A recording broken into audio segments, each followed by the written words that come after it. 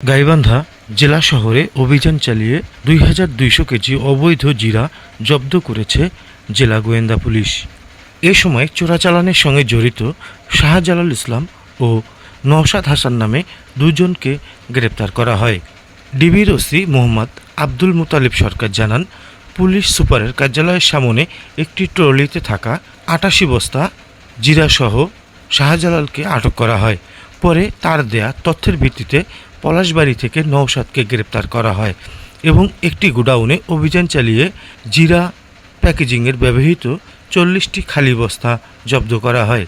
জব্দকৃত জিরার পরিমাণ ২,২০০ কেজি, যার আনুমানিক বাজার মূল্য ১৩,২০,০০০ টাকা। ডিবির দাবি, অবৈধভাবে আনা এসব জিরা বস্তা পরিবর্তন করে বগুড়াসহ বিভিন্ন এলাকায় সরবরাহ করা হতো। এ ঘটনায় গাইবান্ধা সদর থানায় মামলা হয়েছে এবং গ্রেপ্তার দুজনকে আদালতের মাধ্যমে কারাগারে পাঠানো হয়েছে।